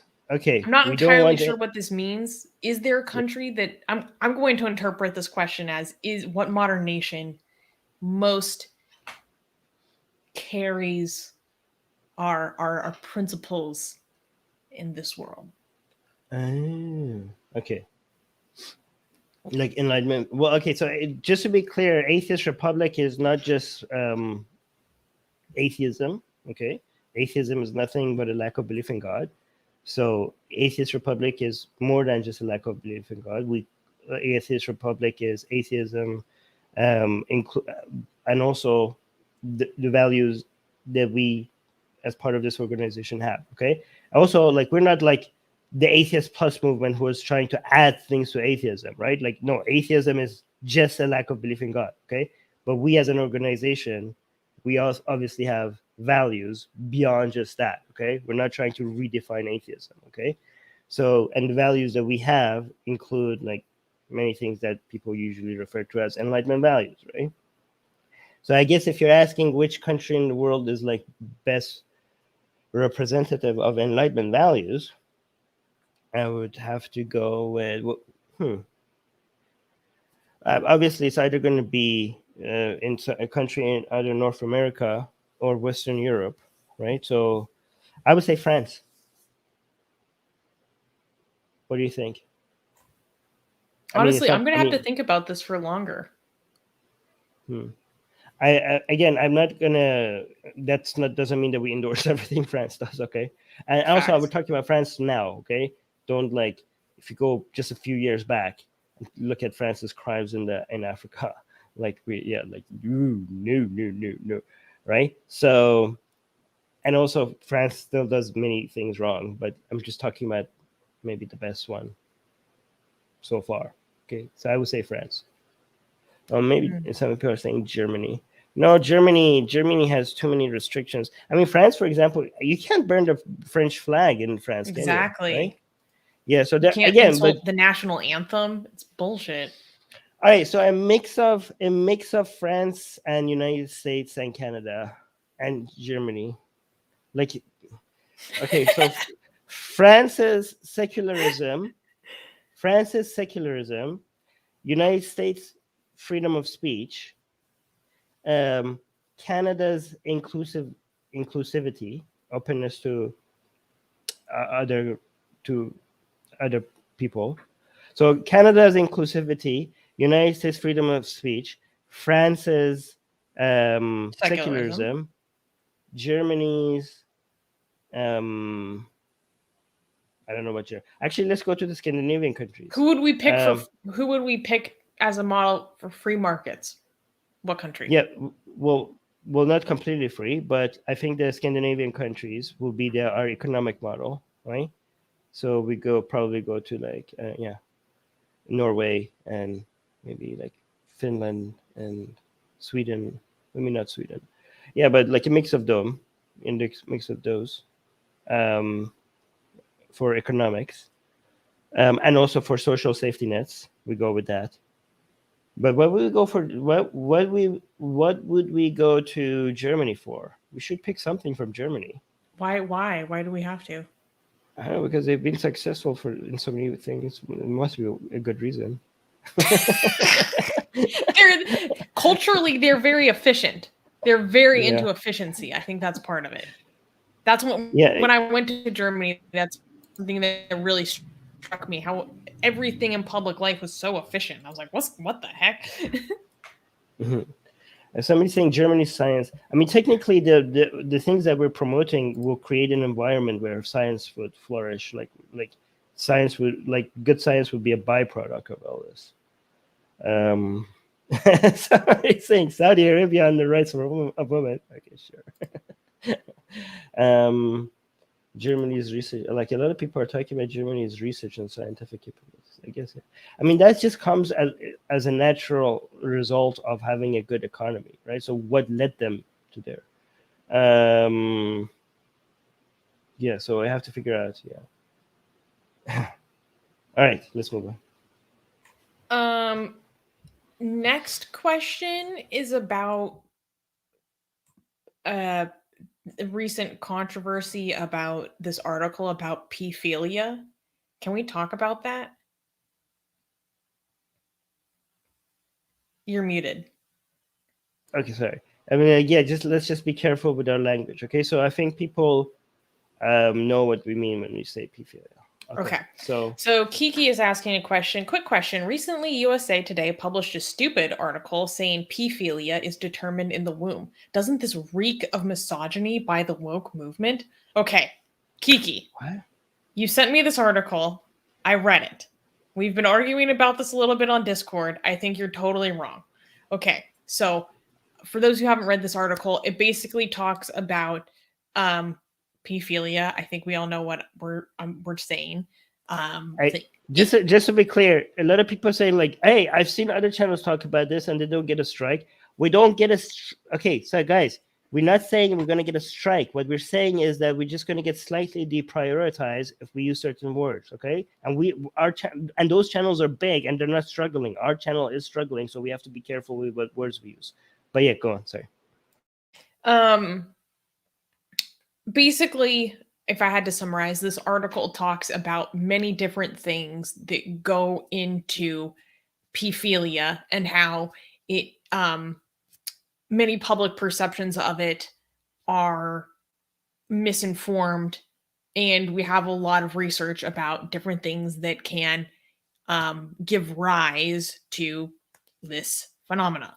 So saying that there are some findings that show that fetal environments may affect someone's proclivity towards pedophilia is not blaming women.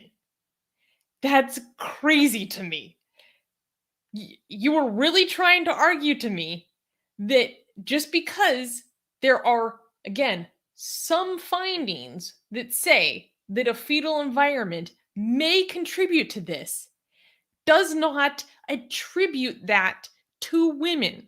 There are some things that women can slightly control about the fetal environment that they provide in their womb, right? It has a lot to do with the nutrition you have. It has a lot to do with the stressors in your environment, different hormonal washes going through you, or if you're exposed to toxins in your neighborhoods, things like this, right? But there are a lot of things about your freedom that you cannot necessarily control. I honestly think, Susanna, you're taking this too seriously. This is so obvious. Kiki, I'm sorry to say this is so obviously moronic. I can't believe Susanna is actually responding to it. Like, what are you talking about? Just because something, like, if you suggest that something happens in the womb, you're being like, I don't even know why we're responding. Like, why are you taking this so seriously? I mean, maybe like people are actually liking our response, so maybe I'm wrong. I just think it's such a, against Kiki, I'm sorry to say, but well, actually, I'm not sorry to say, this is such an obviously moronic point to make. I don't even know what to say. Suggesting that something happens in the womb is and it's a blaming negative women. thing. This is woke misogyny. It's blaming. I was like, what? They're like, can you believe that the woke are now blaming women for pedophilia? I'm like, how? Like, What if it's true? But it's What the not hell? the women's fault as if they have control. I over know, it. like, It's partially what goes into your fetal environment is also controlled by your own genes that were passed down before you. Like, so like these are things that are partly biological, partly genetic, that we don't just have control over, and people don't attribute blame to those things. Yeah, you're okay. You're still What? taking this way too seriously. This is just a dumb comment. It's Well, a because dumb I point, and want to. Damn. Okay. All right. I just think like we're giving it too much. Okay, here's the thing. This might be a controversial take. I hope that if these results are true, it goes further into not demonizing these people and instead trying to treat them. Okay, a lot of people think that you're doing children a service by demonizing these people that are dealing with like a curse of nature, right? Like, a lot of people who want to keep virtue signaling, especially the disgusting people who keep referring to these people and they say like, oh, they want to shoot them in the head or something like that, right? Or like, oh, I want to see them, burn alive, or this and this, and they deserve to die. You're discussing human beings who talk about other people like that, and you are putting children at risk. You are making people who are suffering from a mental illness demonize them to the point where it makes them very unlikely to be able to tell everybody that they have this problem. And by making less of them seek help because of the level of demonization that exists in society against these people, you are putting children at risk. You are trying to virtue signal about how morally how virtuous you are and how moral you are by competing with other people with how. And honestly, I think for a lot of people, the level of aggressiveness that they go after these people who are experiencing these mental illnesses suggests to me that at least some of them are experiencing it themselves, and they're just trying to hide it by being so aggressively violent against these people. Okay, but again, even if you're not experiencing that yourself, I mean, if you are, I hope you go and seek help instead of trying to hide it by being this violent. But if you're not, I hope you understand that you're part of the problem. you're part of the reason why children are at risk, is because you're creating an environment where it makes it very difficult for these people to actually admit that they have a problem. This is exactly what we're talking about. Hold the line as if you're some freaking warrior. Who are you LARPing as? No one is saying that they should be allowed to harm children. Unbelievable. This isn't Dumbest. what we're talking about. We're talking about being able to go to a professional and say, I have this thing that I've been cursed with that I need to be addressed so that no one is ever harmed. In terms of prosecuting when a crime happens, that should 100% be done to the fullest extent of the law, period. But this attitude of just like line them against the wall, that's not going to help anyone. And also, we don't believe in the death penalty here. And also, we don't believe in punishing anybody for something that they have no control over, right? It's so amazing how control over if you harm children. Yeah, but I know, but these people don't understand the difference between the act and the disease. Okay, we have a mental disorder. Okay, that's different from the people who actually committed a crime. Having a mental disorder and acting upon it are completely two different things. And for people not to be able to comprehend that these are two different subjects, just shows that you know,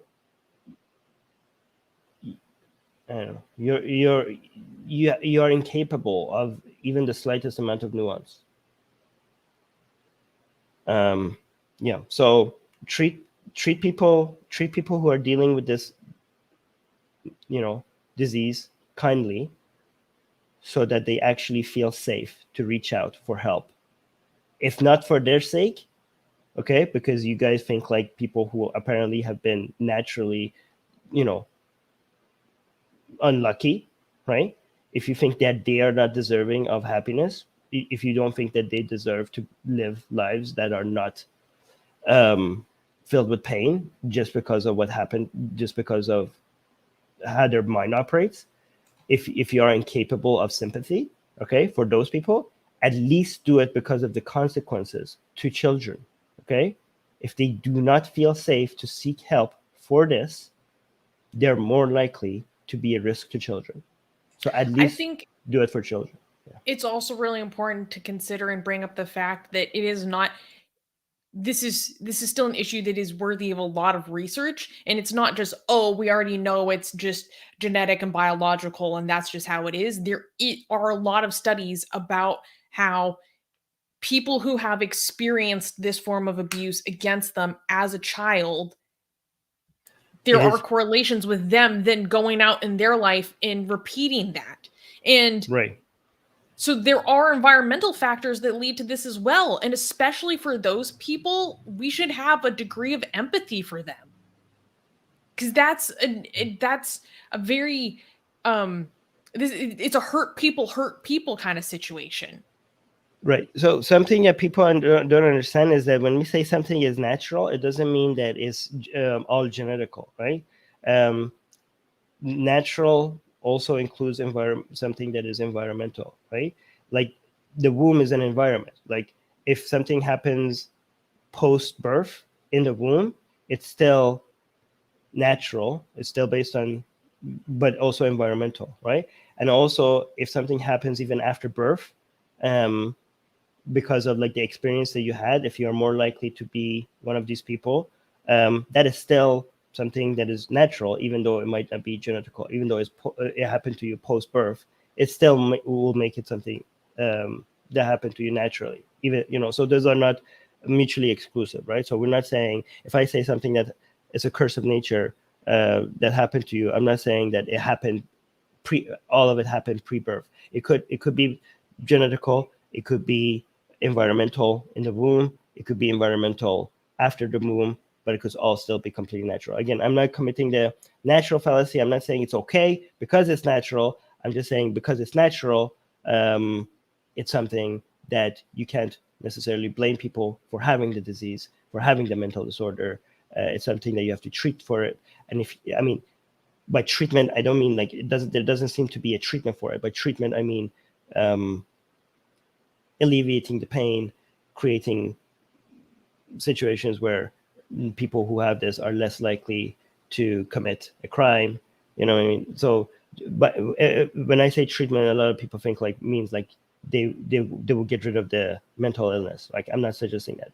Treatment could mean different things, right? Yeah. Sometimes it involves a form of chemical castration. Sometimes it involves just developing interventions around creating structures in your life so that you're not around children. You just structure your life so that you don't allow yourself to have that in your environment at all.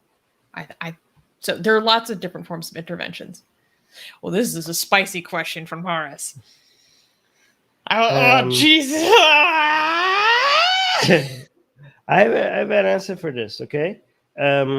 So Harris is saying, Armin, do you think we should create dolls of children for them? It would be a victimless crime. I would say it depends. If research shows that will decrease the likeliness of them committing a crime, a crime that has a victim, if it decreases the chances of that, then yes, and if it increases the chances of that, then no, right? So, but what people do instead is they just guess. They're like, oh no, if we do this, it will just encourage them to do it, right? And some people are like, no, it will discourage them because they will have an outlet to do it somewhere else, right? Well, you don't know. You're just like talking. People are just guessing. So I think if data shows that it, like, guys, as much as disgusted as you might get about the idea, if data shows that it reduces the number of victims, at the end of the day, what do you care about? Do you care about your level of disgust, or do you care about reducing the number of victims?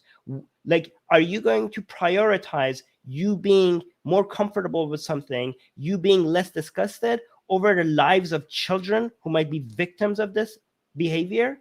What is more important to you? Okay, so it depends on the data. If data shows that it will reduce the victims, then go for it. If data shows it increases the victims, then don't. Ban it, make it illegal. At the end of the day, the victims are the priority. Look, people are saying that will encourage them to take them. How do you know? No, wait, here's the thing. Ora says, how do you know that? Again, if it does, then it should be banned. But how do you know that? Do you have data on this? Have you done a research? What if it does the opposite? Then you don't know that.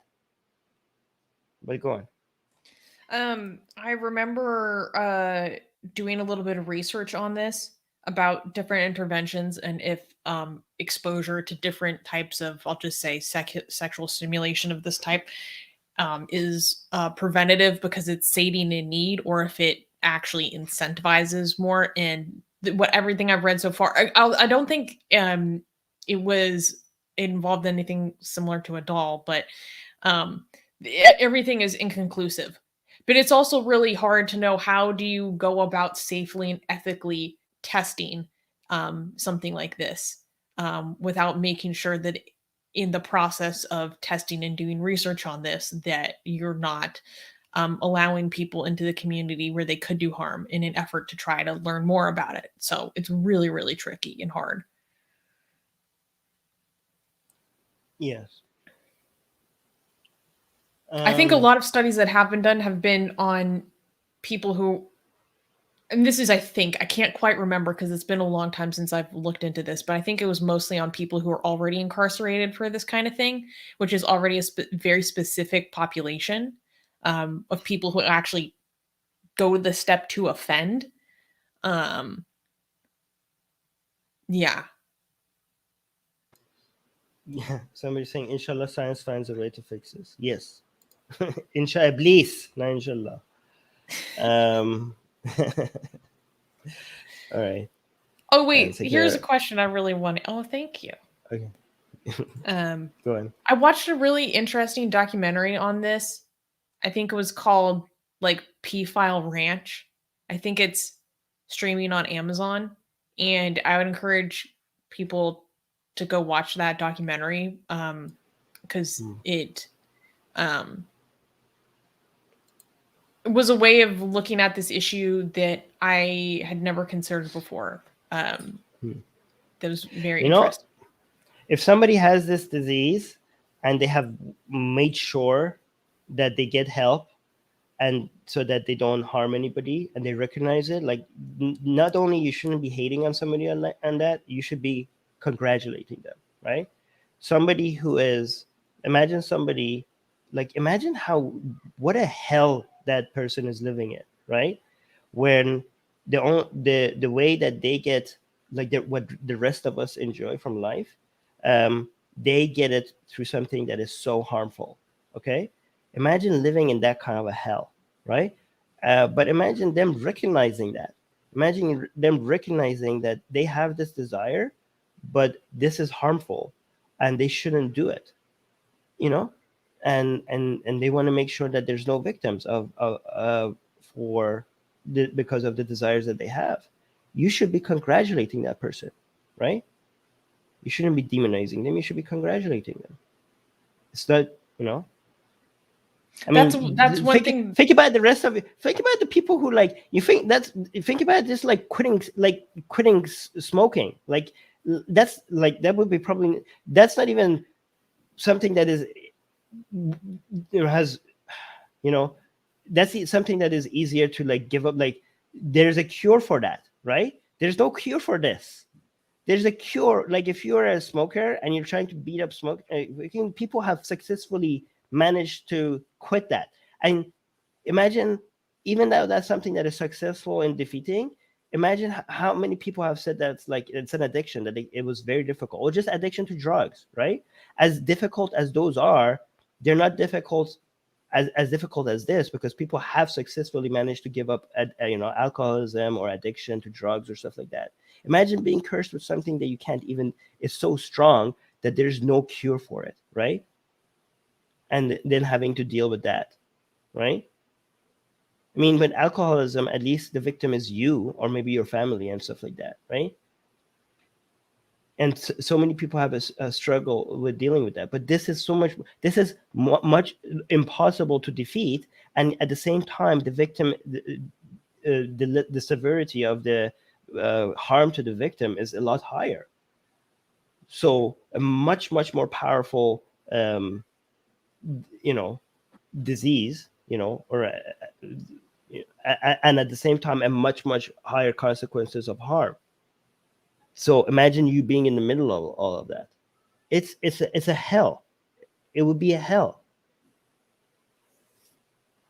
I think that's one thing I liked about the documentary that I watched about this subject, is because it profiled some people who were non-offending and had this attraction, and they talked about what they did to get help and what they do to make sure that no harm is ever done, and what the impact on their life, what they had to go through, how it impacted their marriages, and also their experience of that attraction. One thing that I thought was really interesting was one guy talked about, for him, he's attracted to like 6-year-old girls, but his experience was like, I was growing up and I was just attracted to girls. But then as I got older, my attraction just stayed at the same age of a young child. Like it was like a sexual development where I was going, and then it just got stuck, where he kept getting older, but then his sexual development didn't also come with it. And that's not something that you can just change. I mean, if you could change it, why wouldn't you? He would. Like honestly, like imagine having such an inconvenient framing of your brain. Like honestly, if anybody had this and they could change it, why they would change it like that? Yeah. Anyways. Yeah, it's so rough. I think. Yeah. So I suggest people go check out. I think it was called P-File Ranch. I can't quite remember. There was one question that I did want to answer. And this was from Ego, saying, "Are you guys planning?" Oh wait, no, wrong one. Susanna? What first inspired you to get involved with activism with the Atheist Republic? Well, I want to talk about this. So So cute. Back in 2019, I was going through a really difficult time in a lot of different aspects of my life. Um, but in particular, I was struggling incredibly deeply, like as deeply as you can. I was struggling with my sexuality and accepting myself and not being ashamed of myself um, to an incredibly deep level. Like it's almost hard to articulate um, how much I literally constructed an inner world to escape my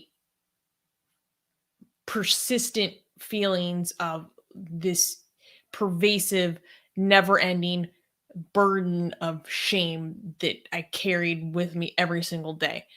And so part of that process of getting out of that for me was studying cult psychology and critical thinking because I wanted to try to understand how this happened to me, like how I got to a place where this is how I felt about myself, how much I internalized messages and was made to believe this about myself.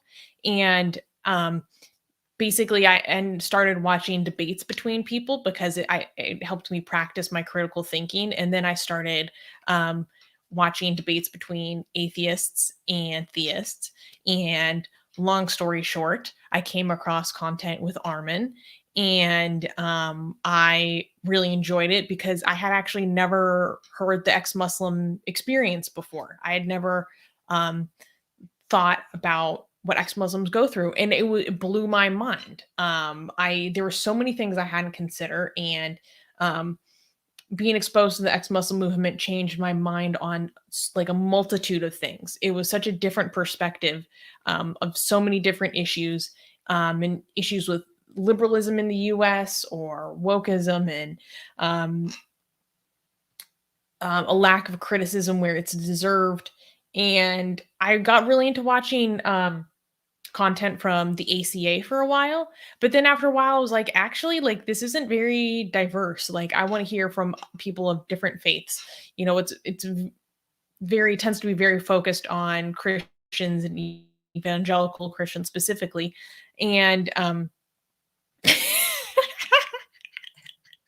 sorry, Armin in the live chat saying every day is Ashura and every land No, is wait, no. Kaaba. Don't worry. Keep talking. I'll get to that. So anyways, I really liked Atheist Republic because of the news show that we do every week, and because there is such an effort that's made to talk about all the religions across the world. It helped me learn a lot. I really appreciated getting different perspectives of people across the world. That helped get me out of my bubble. And we're literally the largest atheist community in the world. So by definition, we're the most diverse. And that was part of what really drew me to Atheist Republic. And I was able to meet Armin because I was interviewed on the Secular Jihadist podcast, and that's how we talked for the first time. And then we liked each other so much that afterwards I was like, hey, if you need a Christian for an ex-Christian for the news show, like I'm free. And he was like, you better be serious because I'm going to say yes right now. It's and then so I joined the I was news going to show. reach out to you. Reach out to you. I thought you would be amazing. And then you beat me to it. You reached out to me. Aww. Yeah, before I reached out to you. And and then after a few months, I was elected by the board to become the CEO, and the rest is history. Yeah. I love doing what I do. So I have so much fun. Now I need to know why everyone's talking about Yahoo Hussein in the live chat. Okay. So here's what happened. You know that me as the resident secret Shia, I have to. It caught my attention immediately. Oh wait, before we do that, I want to highlight this. What Harris is saying. Harris saying your chemistry was so good that I also thought about mixing it up with a female host. Brings a different viewpoint. Sometimes that we miss. Oh, Harris, straight up, Armin and I did talk. We're like, did he bring Nuria on as a co-host? Is he because of our format? This is great. Really, So we inspired you. I think he did. That's great. Confirmation. Confirmation. This is great. I'm so glad that we inspired you for that. That's amazing. Okay, we need to. Oh, Nuria is a great addition to your show. She's the best. I really like her. She is good. We need to have her on soon. We need to have her on, yes. Before I make another show and criticize him again until she was like, you know what? I'm not going to deal with Armin. Yes, let's bring her on before I do something else so she doesn't give up on us. Well, here's the thing. Armin, gets aggro. No, he's very strong, and he tends to push. Sometimes people feel pushed away, but my job is I bring them back in. Oh, yeah, you should invite her. Okay, so here's what happened. Okay, I think we should. Yeah. So Samith was saying, Armin, I have a question. Do you still celebrate Nowruz? Okay, you read it. You read better. Okay, Armin, I have a question. Do you still celebrate Nowruz? And you said no. No. And then you said no. And then Samith said why? That Qasim said shame on you. And then Persian shaming you. And then Rami is saying, what about Ashura? I said I celebrate Ashura every day. And then I said, every day is Ashura and every land is Karbala. That's beautiful. Damn straight. Damn straight. I like Rami. Oh my god. All right, let's end this with the Harris Sultan question. Haraz is asking, funny, this question I asked, I've been thinking about writing a short book called, roughly themed around atheism for dummies, or what is atheism? Atheist Republic. Well, Armin, are you thinking about writing another book? Oh my god, if I am thinking about writing like 10 other books, but who has the time? But yeah, I have a list of books. Maybe when I get old, I will start writing all these books. But yeah, I need to write a book soon. I have been promising that to people for a while. But yeah, I do want to write a book on Islam, on Christianity, on Hinduism. I want to write fiction. There's so many books I want to write. Yeah. Yeah, I'm going to write a book on what, on the blasphemous art situation that we went through, just like documenting all of that, what happened. No, yeah, but that's the book that we're going to write together. Yes. Well, I mean, technically, I want to write a lot of books with Susanna as well, co-author them. Yeah. But looking forward to your book as well, Harris. That would be great. Yes, definitely. Yeah. All right. I'm getting more sick. Oh no. All right, guys. This was good. I have kind of a mini announcement. Yes, make sure to like, please subscribe, please stick around. We have our news show in 2 days, so make sure to stay tuned for that. Wait, before you make an announcement, this is important. Are you guys going to use a new donation service for streams on YouTube or Twitch? Because our channel has been demonetized for almost a year. Yeah, so make sure you support us on Patreon or PayPal. And also on PayPal. Yeah, links are in the description. Maybe we will look into Streamlabs would be an option, I think. Yes, yeah, maybe Streamlabs. Yeah, that would be a good idea. Yeah, good idea. Maybe we should look into that. Also, we have to keep tweeting at YouTube, because they told us, we have reapplied for monetization, and it's been like months, and they said like, oh, we're gonna respond within a month, and then it's been like so many months, and there's no response from them. The last tweet that we sent them, they're like, oh, we're going to look into it. And then like a bunch of Hindu nationalists spammed them with like evidence that we hate Hindus. So that's great. Hate Hindus. Oh, yeah. Yeah. We love Hindus. We love everybody. Yeah. Anyway. Fun fact, I have a little mini promo. teaser, first announcement next week. I think I'm supposed to be a guest on the Habibi Power Hour. Oh yeah, that's amazing, guys. So This is we should cover exciting that. for me because this is like my favorite podcast. Besides, of course, the ones that I do, but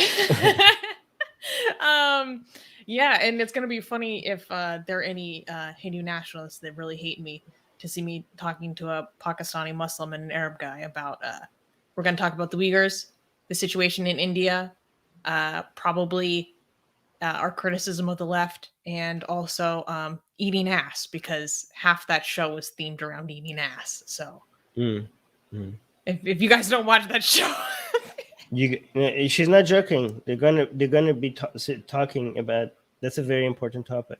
Why is that? Why is that an important topic to you, Susanna? well, because it's part of on the Habibi Bros. It's part of their vision of Sharia is eating ass. Okay. Yes.